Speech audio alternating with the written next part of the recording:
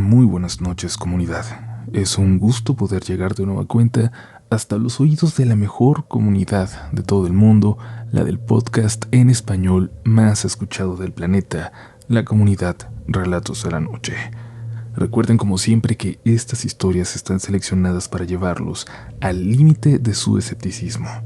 Es algo muy curioso, pero un enorme porcentaje de la gente que nos escucha, que nos sigue, es escéptica. Y los que creen, bueno, la gran mayoría es porque ya vivieron su propia historia, porque ya fueron protagonistas. Así que si aún eres escéptico o escéptica, qué bueno, de verdad qué bueno. Sigue disfrutándolo porque cuando algo te suceda, ya no hay marcha atrás.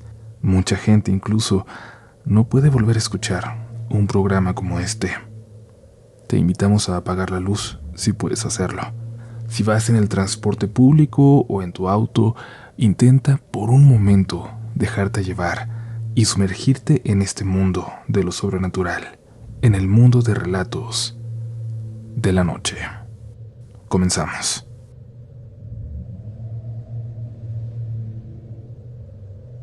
Esta historia comienza un 13 de noviembre de 2017, cuando mi abuelo, un hombre muy trabajador, fue al bosque a cortar leña para un asado que habíamos preparado para esa noche con la familia. Yo tenía 14 años y le pregunté si me dejaba acompañarlo. Me dijo que sí, y eso a mí me emocionó mucho. Hacía mucho tiempo que no convivía a solas con él. Comenzamos aquel pequeño trayecto adentrándonos a la zona donde le gustaba recogerla, a unos kilómetros de la casa. Me preguntaba cómo me iba en la escuela, cómo estaba, y yo disfrutaba de por fin tener de nuevo una conversación con el abuelo. Llevábamos unos 15 minutos caminando cuando nos encontramos un árbol caído en medio del camino. A veces pasaba, no, los árboles se vencían con el viento o las tormentas, así que no nos llamó particularmente la atención. Lo esquivamos y continuamos con nuestro rumbo. Llegamos finalmente al lugar donde mi abuelo recolectaba su leña. Esa madera era mucho mejor que la que estaba cerca de casa. Valía la pena ir hasta allá. Recogimos lo que pudimos e iniciamos el regreso, como si nada, tranquilos por el mismo camino que habíamos llegado. Sin embargo, notamos algo muy extraño al llegar a donde habíamos visto aquel árbol. Este ya no estaba ahí.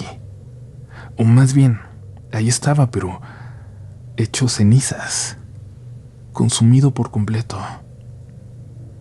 Fue muy raro, no había forma de explicarlo.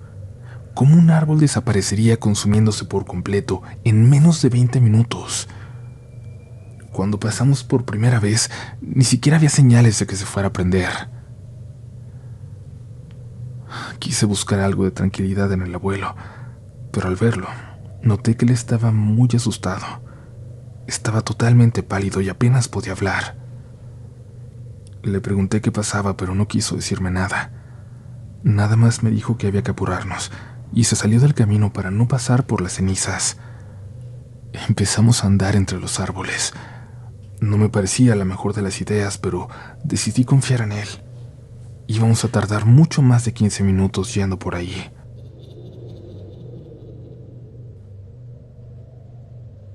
De pronto mi abuelo me detuvo. Me dijo que guardara silencio. Luego me hizo una pregunta que me pareció sumamente tétrica. ¿Escuchaste eso? ¿Qué, abuelo? Una risa. Una risa de mujer. Mi abuelo apretó fuerte el machete para la leña. Me dijo que me pusiera detrás de él. Yo no entendía qué estaba pasando. Nunca lo había visto tan nervioso.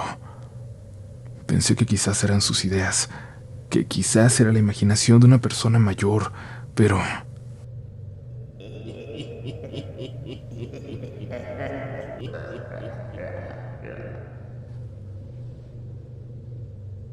Escuché la risa también. Luego un sonido entre las ramas de los árboles sobre nosotros. Alcancé a ver una silueta, algo que parecía ser una mujer delgada moviéndose entre las ramas de los árboles. La voz de mi abuelo de pronto cambió de tono por completo. Ocultó el nerviosismo en su totalidad y gritó de forma muy firme, ordenando que se mostraran, que quien fuera que anduviera ahí Se tenía que mostrar. El ruido entre las ramas paró. Ahí está, mira, dijo mi abuelo, clavando su mirada en un punto entre las ramas, pero yo no alcanzaba a ver nada, a distinguirla. Enfoqué mi mirada. Intenté acostumbrar mis ojos a la oscuridad, definir lo que estaba viendo hasta que... Sí, ahí estaba. Aquello parecía ser una mujer, pero la cabeza, aunque tenía pelo largo y negro, muy sucio, la cabeza era la de un chivo. Se me fue el aire, caí de espaldas, no podía respirar. Escuché como algo se aventaba por entre las ramas hacia nosotros y cerré los ojos mientras escuchaba a mi abuelo quejarse y tirar machetazos. Abrí los ojos después de unos segundos y vi a mi abuelo siguiendo una silueta hacia la oscuridad, soltando palazos con una rama gruesa que llevábamos. Vi a mi lado su machete, partido en dos. Segundos después, el abuelo regresó corriendo hacia mí, preguntándome si estaba bien. Le dije que sí, y me dijo que se le había escapado, pero que le había dado un buen machetazo en el brazo. Para que aprenda la condenada, dijo. Me ayudó a levantarme y agarramos la leña que pudimos para correr hacia la casa. Allá mi abuelo no dijo nada, no le contó nada a nadie. Soltó la leña nada más y se sentó a disfrutar de aquella celebración sin dejar de ver hacia el bosque. Yo no pude disfrutar de aquella fiesta. Al otro día en la tarde mi abuelo bajó a uno de los lugares del pueblo, a donde le gustaba ir a jugar billar. Cuando estaba por llegar notó algo. Varias personas alrededor de una mujer sentada en el parque. Parecían muy interesados. Parecía que le preguntaban por algo, como si le hubiera pasado algo a la señora. Mi abuelo puso atención. Reconoció a una mujer del pueblo, pero había algo nuevo en ella. Le faltaba el brazo. Parecía que su cicatriz estaba ya cerrada, pero le llamó mucho la atención que fue en la misma zona donde él casi le arrancó el brazo a la criatura que vimos en el bosque. Quiso ignorarla y siguió hacia el billar, pero luego lo alcanzó un niño. Le dijo que tenía un mensaje para él, pero no le dijo de quién. Le dijo que le mandaban decir que lo iba a pagar, que lo iba a pagar muy caro. Quisiera confiar en esta última parte de la historia, pero al llegar la noche mi abuelo llegó como de costumbre cuando iba al billar, ya algo borracho a la casa. Ese no sería el último encuentro que tuvo con algo así. Si a la comunidad no le aburrió esta historia tan sencilla, me encantaría poder contarles lo siguiente. Mi nombre es Esteban Sánchez y soy de Bogotá, Colombia. Los sucesos que les conté ocurrieron en el pueblo de La Esmeralda, Muso, Boyacá.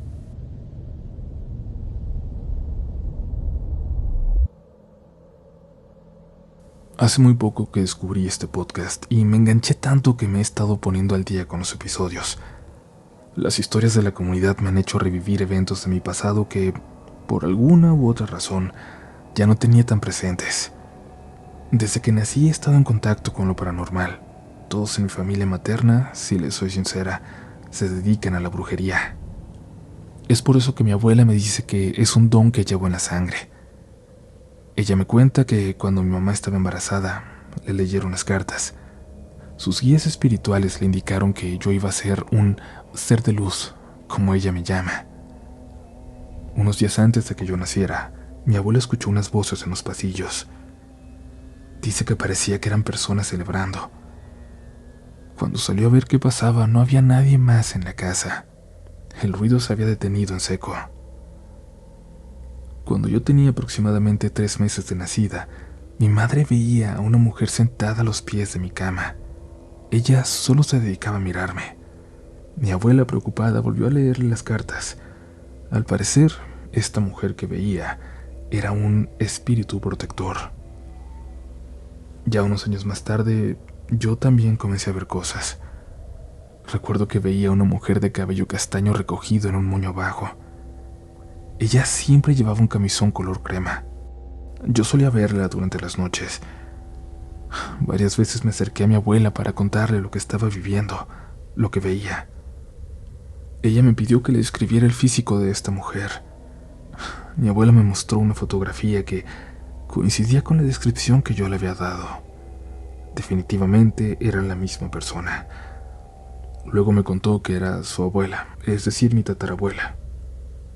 Y ella, esta mujer, un día finalmente habló conmigo.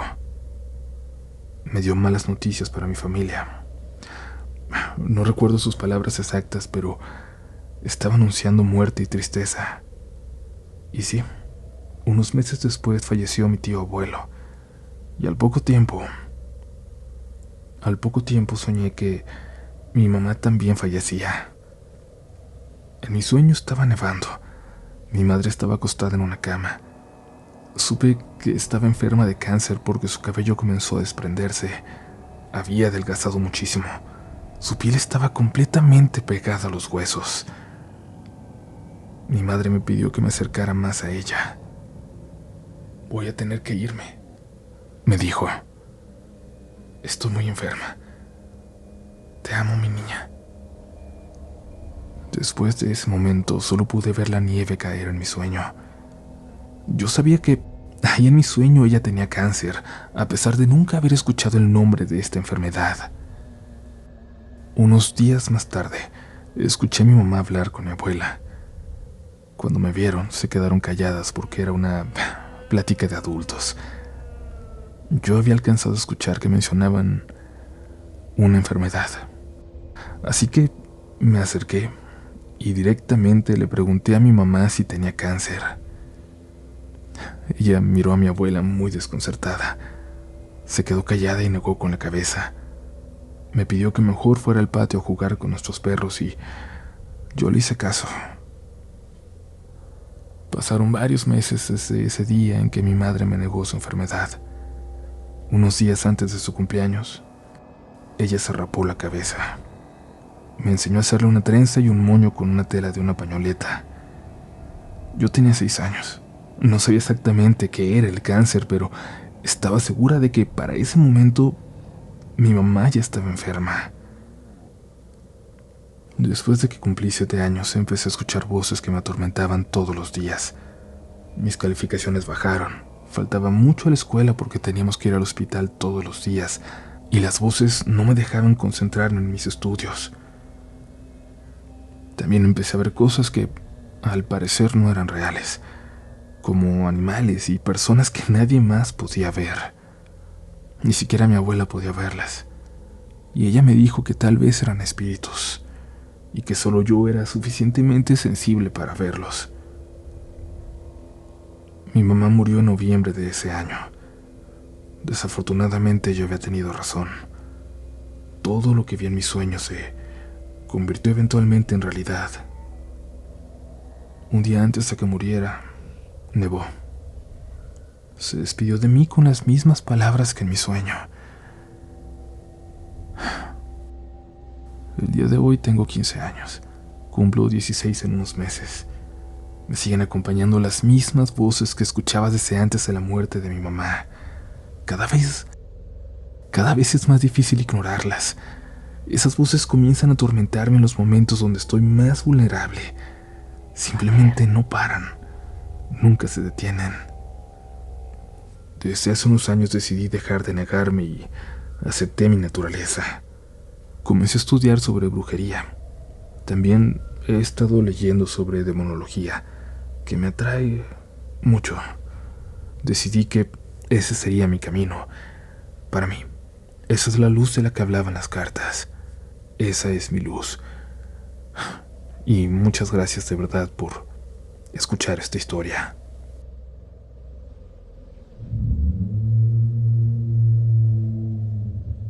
Triste. Esa es la cuestión de las historias de las que se habla comúnmente aquí. Sí, dan miedo, pero muchas veces son tristes. Y es que todas las historias de fantasmas son historias de ausencias, de deudas, de arrepentimiento, de la nostalgia de aquello que ya no está. Gracias por escucharlas porque al hacerlo creo que validan este aproximamiento que nosotros tenemos, que nos hace diferentes. Si la intención fuera únicamente asustar, hace mucho, mucho que hubiéramos dejado de hacerlo. La intención aquí es contar sus historias, que se queden aquí, y que a diferencia de nosotros, de las personas, las historias no se mueran nunca. Continuamos con más de ellas. No te vayas.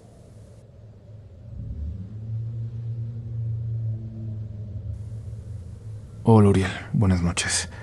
Como prometí, les comparto la historia de la niñera de mis sobrinos. Ella es una chica de campo, originaria de la provincia de Ecuador. Vivió su niñez en la finca de su familia paterna, que se dedicaba a la producción de cacao. Era una chica de complexión delgada, muy agraciada. Un día su madre le pidió que fuera a los cultivos, a avisarle a los hombres de su familia que ya estaba lista la comida. Ella salió de la casa y se fue caminando por el sendero de aquella finca llena de plantaciones. Al lado de una mata de mangos, se encontró con su hermano mayor. Parecía que estaba escondido ahí. Al verla salió. Él le preguntó qué hacía sola en el campo. Le respondió que le habían mandado a que llamara a todos a comer. «Vamos, te acompaño a que les digas a los demás», le dijo su hermano señalando un sendero, y le dijo que fueran por ahí, que sería mucho más rápido. A ella, la verdad es que le pareció extraño que sus familiares estuvieran por esas zonas abandonadas de la finca, pero decidió no cuestionar a su hermano mayor. Al llegar a ese sendero, notó que había muchas formaciones de piedras. Su hermano le ayudó a escalarlas diciéndole exactamente por dónde seguirlo. Desde la cima podían observar el camino por el que habían llegado. También alcanzaba a ver un barranco y algunas cuevas que se habían ido formando a lo largo de los años. Pero no había ningún camino. No había dónde seguir. Ella le recordó que había ido a buscar a los trabajadores para que fueran a comer.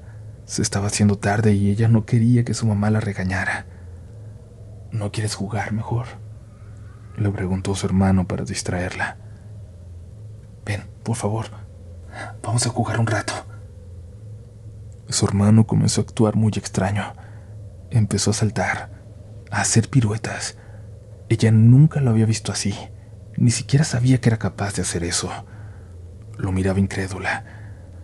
Esa persona frente a ella se veía exactamente como su hermano. Tenía la voz de su hermano, pero su actitud era distinta a todo lo que ella conocía. Era como un completo extraño para ella. Después de unos segundos, vio a la distancia a varios miembros de su familia. Le iban gritando. Sí, iban gritando su nombre. Bajó de ahí, volvió al camino y corrió hacia ellos para encontrarlos.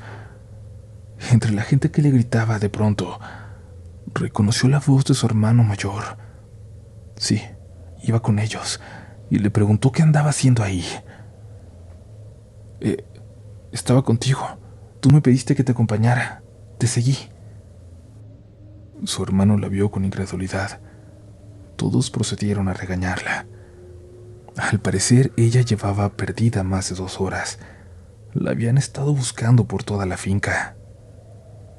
Ella no entendía lo que estaba pasando. Les explicó que su hermano le había convencido de que fueran a jugar. Cuando escuchó esto, su mamá se persinó. «Hija, ¿no entiendes? A ti te quiso llevar el diablo. No hay nadie más por aquí. Cuando te vimos, estabas inclinada muy cerca de aquel barranco. Estabas tú sola. Te estabas asomando al vacío». Esa fue su primera experiencia paranormal, pero lamentablemente no la única. Después de su primera comunión, se había ido a vivir temporalmente a la finca de su padrino. En una ocasión, de nuevo, le pidieron ir a buscar a una persona de la finca. En el trayecto hacia allá, apareció su padrino. Le dijo que lo acompañara a hacer un mandado, y se desviaron del camino. Ella perdió el conocimiento de pronto. Estuvo perdida todo el día. La encontraron a las 10 de la noche, pero no como crees que vas a encontrar a una niña perdida. Estaba inconsciente, atrapada en una enredadera completamente rodeada de espinas. No había forma de entrar ahí, ni siquiera cabía, pero ella no tenía un solo rasguño. Su cuerpo estaba simplemente rodeado de espinas, pero no tenía ni una sola herida. Cortaron todo para poder sacarla de la enredadera sin hacerle daño. Su padrino ni siquiera estaba en la finca. Había salido desde el día siguiente a hacer unas diligencias a la ciudad. Le dijeron que ella tenía algo especial que atraía a este tipo de entes. Una curandera del pueblo le dijo que ninguna de estas experiencias había sido una coincidencia y que a partir de entonces, si eso no había sido suficiente señal, entendiera que iba a tener que vivir siempre con un cuidado excepcional, siempre permanentemente a la defensiva, dudando de todos a su alrededor. Fue ahí que ella decidió venirse a la ciudad, muy joven, para buscar trabajo, para intentar olvidarse de lo que había pasado en el pueblo. Un abrazo, Uriel, y gracias por dejarme compartir esta historia con la comunidad.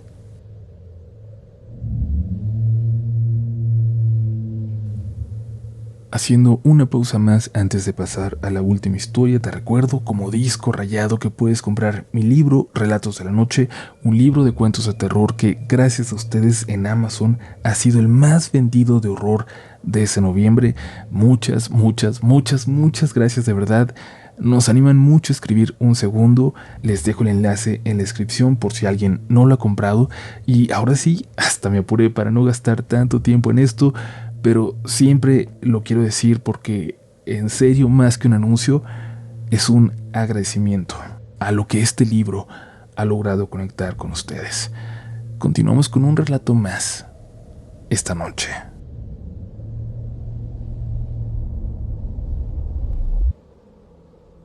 Hola Uriel, hola comunidad.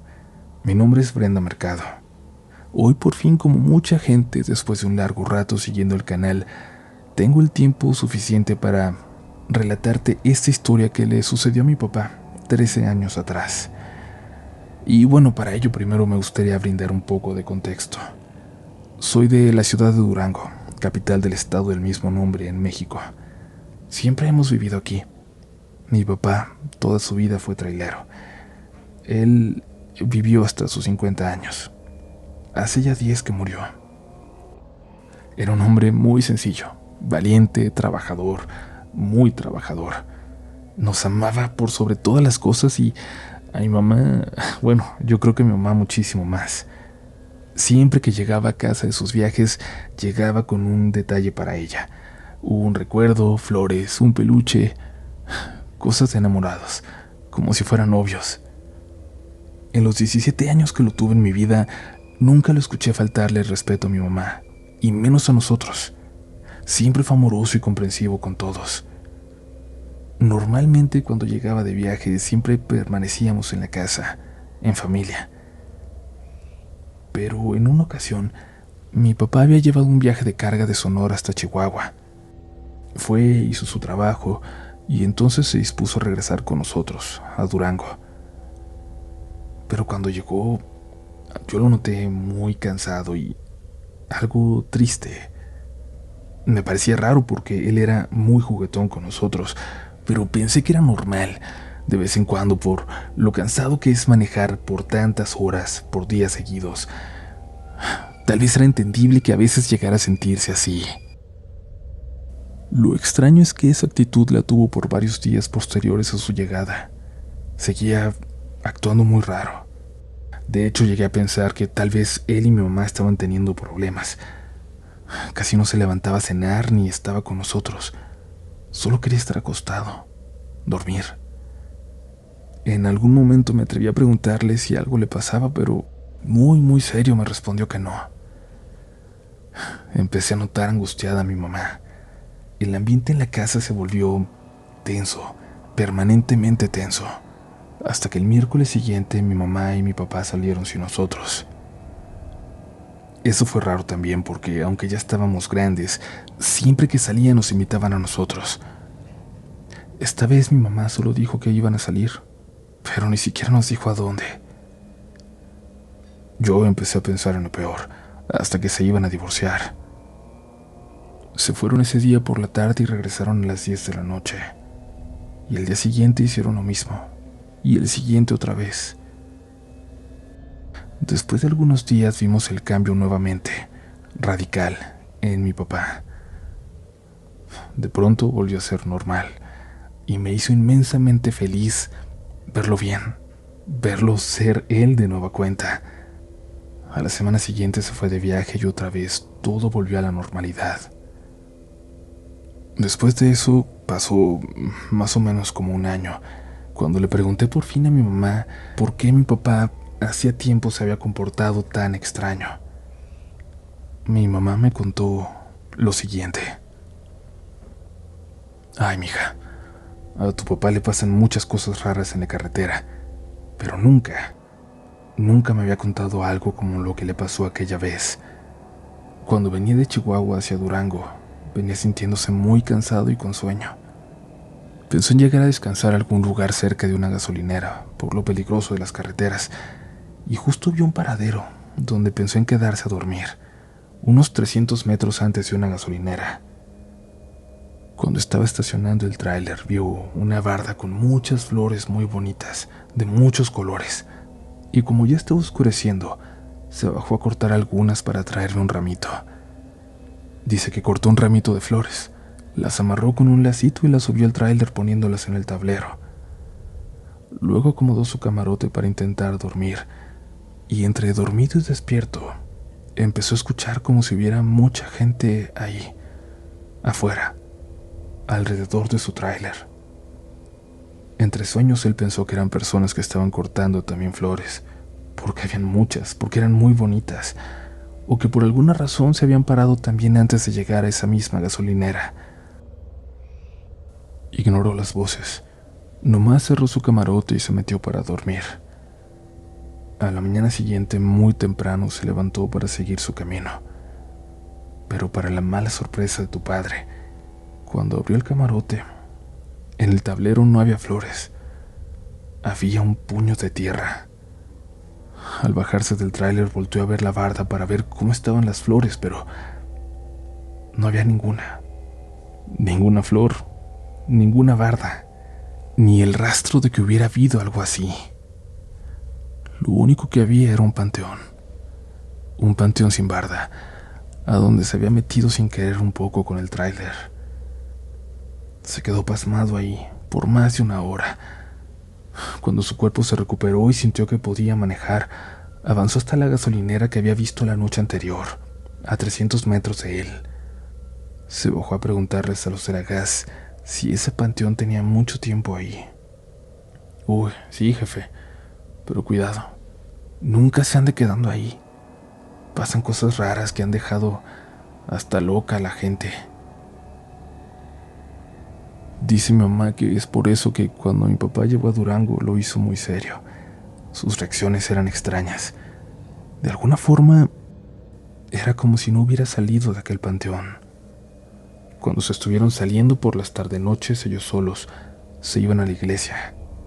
El padre les estuvo haciendo oraciones todos esos días.